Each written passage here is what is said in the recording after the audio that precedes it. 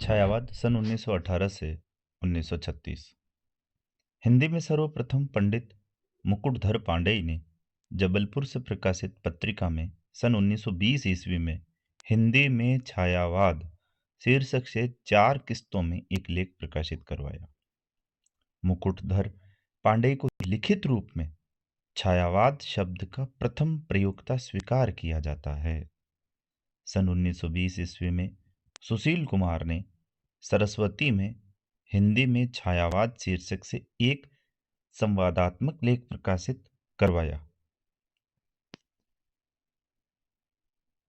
2 लेख हैं, एक जो जबलपुर से प्रकाशित है पत्रिका, उसमें भी हिंदी में छायावाद शीर्षक है, और सरस्वती में जो सुशील कुमार का छपा उसमें भी हिंदी में छायावाद शीर्षक से लेख है। इस संवाद में 4 लोगों ने भाग लिया: सुशीला देवी, हरिकिशोर बाबू, चित्रकार रामनरेश जोशी और तो और सुमित्रा नंदन पंत। छायावाद की विभिन्न परिभाषाएं इस प्रकार हैं। आचार्य रामचंद्र शुक्ल बहुत महत्वपूर्ण है। सीधी परिभाषा नहीं पूछे तो घुमा के प्रश्न इसी में से बन सकता है। छायावाद शब्द का प्रयोग 2 अर्थों में समझना चाहिए। एक तो रहस्यवाद के अर्थ में, जहां इसका संबंध काव्य वस्तु से है, अर्थात जहां कवि उस अनंत और अज्ञात प्रियतम को आलंबन बनाकर अत्यंत चित्रमयी भाषा में प्रेम की अनेक प्रकार से व्यंजना करता है। एक तो ये हुआ। दूसरा, शुक्ल जी बताते हैं, दूसरा प्रयोग काव्य शैली या पद्धति विशेष के व्यापक अर्थ में है। नंदुलारे जी क्या कहते हैं? मानव अथवा प्रकृति के सूक्ष्म किंतु व्यक्त सौंदर्य में आध्यात्मिक छाया का भान मेरे विचार से छायावाद की सर्वमान्य व्याख्या हो सकती है। आध्यात्मिक छाया, नंदुलारे। जयशंकर प्रसाद, जब वेदना के आधार पर स्व अनुभूतिमयी अभिव्यक्ति होने लगी तब हिंदी में उसे छायावाद के नाम से अभिहित किया गया। ध्वन्यात्मकता, लाक्षणिकता, सौंदर्यमय प्रतीक विधान तथा उपचार वक्रता के साथ स्व अनुभूति की विवृति छायावाद की विशेषताएं हैं। महादेवी वर्मा, छायावाद तत्वतः प्रकृति के बीच जीवन का उद्गीत है। उसका मूल दर्शन सर्वात्मवाद है। डॉक्टर नगेंद्र, छायावाद स्थूल के प्रति सूक्ष्म का विद्रोह है। वह एक विशेष प्रकार की भाव पद्धति है और जीवन के प्रति विशेष प्रकार का भावनात्मक दृष्टिकोण।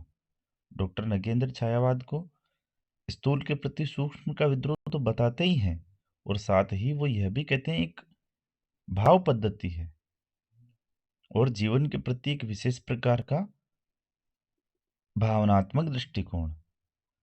डॉक्टर रामविलास शर्मा, महत्वपूर्ण है इनका भी, और इनमें एक बहुत ही नई बात आती है।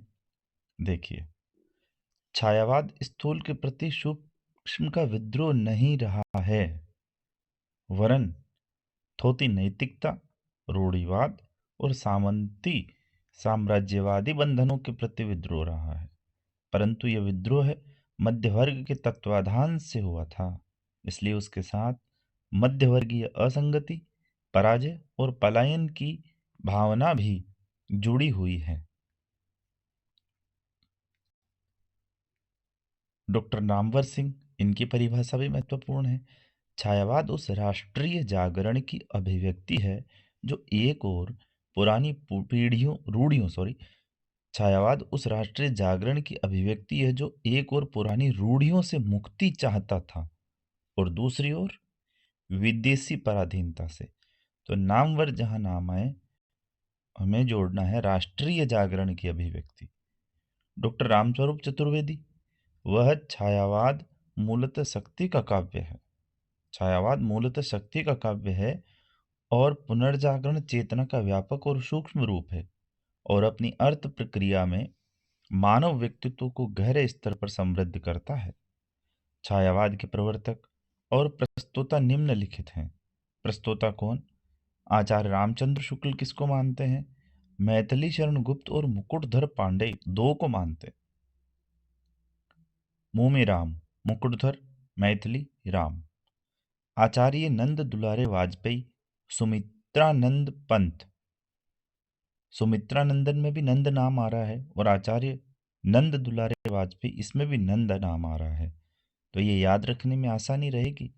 आचार्य नंद दुलारे वाजपेयी, सुमित्रानंदन पंत। प्रभाकर माचवे, माखनलाल चतुर्वेदी।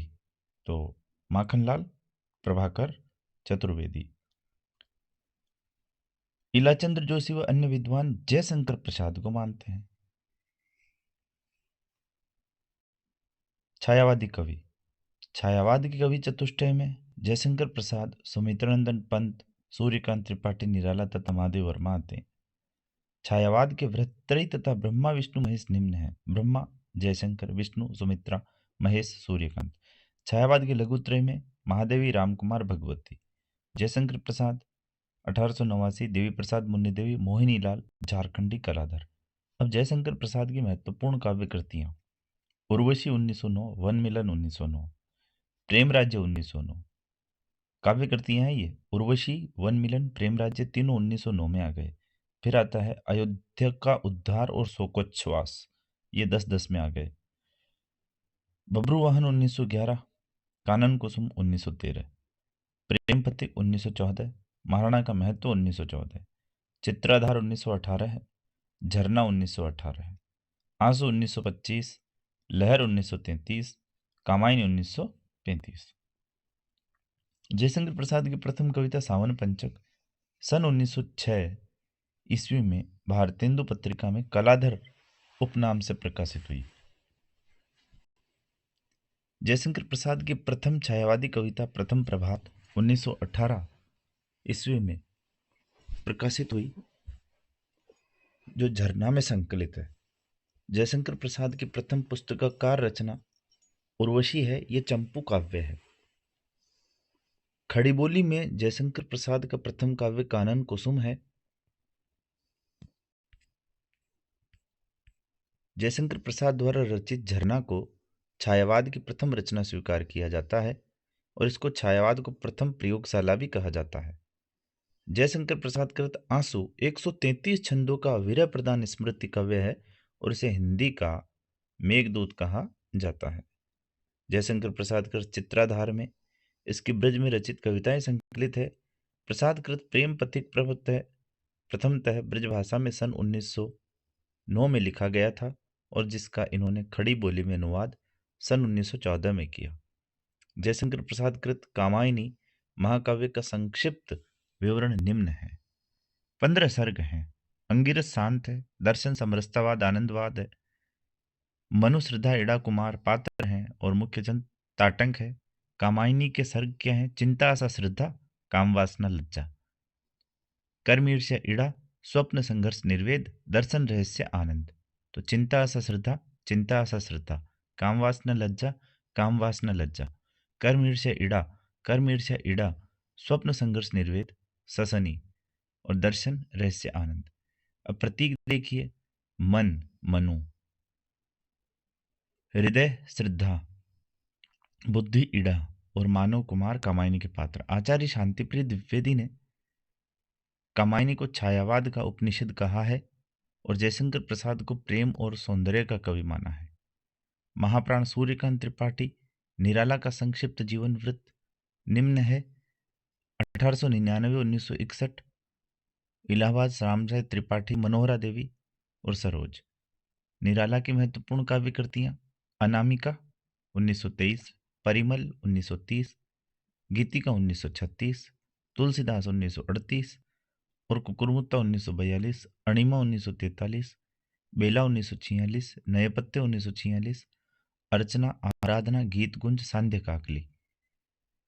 आराधना 1953, गीत गुंज 1954 और सांध्य काकली 1969। निराला के काव्य संसार में प्रथम और अंतिम। अनामिका प्रथम है और सांध्य काकली अंतिम है। प्रथम कविता जूही की कली है और अंतिम कविता पत्रोत्कंठित जीवन का विष बुझा हुआ है। निरालाकृत अनामिका और परिमल में संकलित महत्वपूर्ण कविताएं निम्न है। निराला कृत, अनामिका और परिमल में संकलित महत्वपूर्ण कविताएं निम्न है। अनामिका में देखिए, सरोज स्मृति 1935, जो द्वितीय संस्करण में 1938 में, सम्राट एडवर्ड के प्रति प्रेयसी, राम की शक्ति पूजा 1936, रेखा, तोड़ती पत्थर और सच है, ये तो है अनामिका में। और परिमल में अधिवास, जूही की कली, बादल राग, विधवा, भिक्षुक, संध्या सुंदरी, पंचवटी प्रसंग।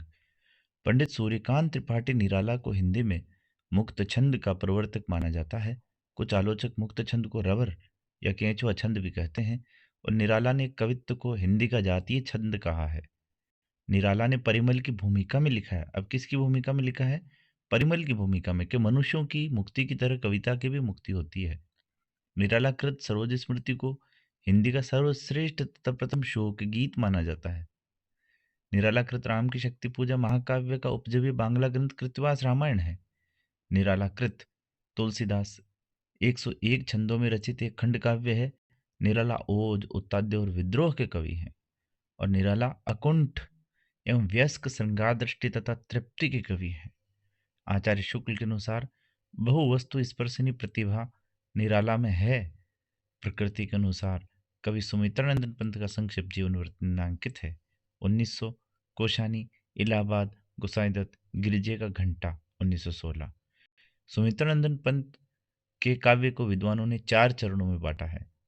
छायावादी में उच्छ्वास 1920, ग्रंथि 1920, वीणा 1927, पल्लव 1928, गुंजन 1932। प्रगतिवादी युगांत, युगवाणी, ग्राम्या।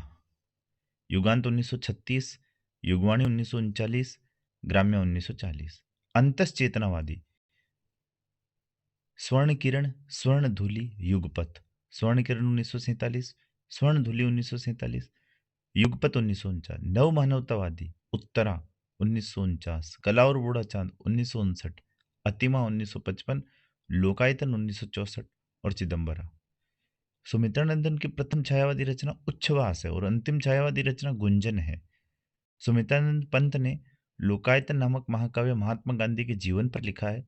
और सुमित्रानंदन की महत्वपूर्ण कविताओं का संकलन चिदम्बरा शीर्षक से प्रकाशित है। इस पर उन्हें भारतीय ज्ञानपीठ पुरस्कार प्राप्त हुआ। सुमित्रानंदन कृत पल्लव की भूमिका को छायावाद का घोषणा पत्र, मैनिफेस्टो कहा जाता है। छायावाद का घोषणा पत्र किसे कहा जाता है? पल्लव की भूमिका को। पंत जी को संवेदनशील इंद्रिय बोध का कवि कहा जाता है। और सुमित्रानंदन पंत मूल रूप से अरविंद दर्शन से प्रभावित थे। माधवी वर्मा का संक्षिप्त जीवन वृत्त निम्नांकित है। 1907, 1987, फर्रुखाबाद, इलाहाबाद, गोविंद प्रसाद, आधुनिक युग की मीरा। माधवी वर्मा को हिंदी के विशाल मंदिर की वीणापाणी कहा जाता है।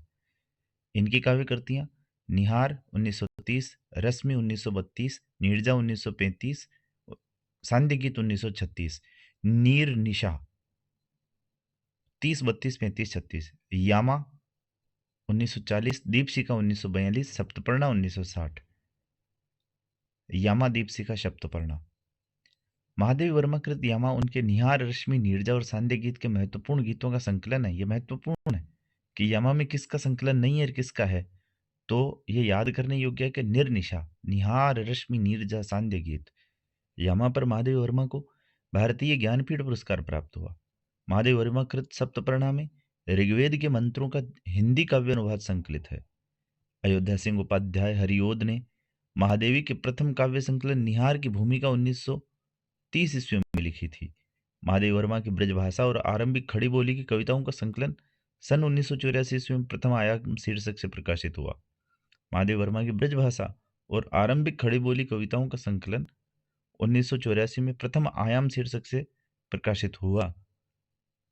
महादेवी वर्मा को बौद्ध दर्शन से प्रभावित रहस्यवादी कवि के रूप में स्वीकार किया जाता है। इनका सर्वाधिक प्रिय प्रतीक दीपक और बादल है। उदय शंकर भट्ट छायावाद के अन्य कवि निम्नांकित है। उदय शंकर भट्ट 1898, 1966, राका मानसी विसर्जन, युगदीप, अमृत और विष, यथार्थ और कल्पना। मोहनलाल महतो वियोगी, निर्माल्य, एक तारा, कल्पना, लक्ष्मीनारायण मिश्र, अंतर्जगत, डॉक्टर रामकुमार वर्मा 1905-1990, रूप राशि 1931, निषेध, चित्ररेखा, आकाशगंगा, जन्नान प्रसाद द्विज, अनुभूति, अंतर्ध्वनि, गोपाल सिंह, नेपाली पंछी, रागिनी, उमंग, केदारनाथ मिश्र, चिर स्पर्श, सेतुबंध, आरसी प्रसाद सिंह, कलापी, संचयिता।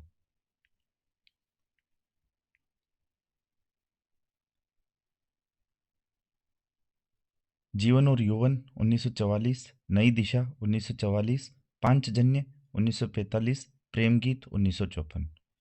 बाकी का अगले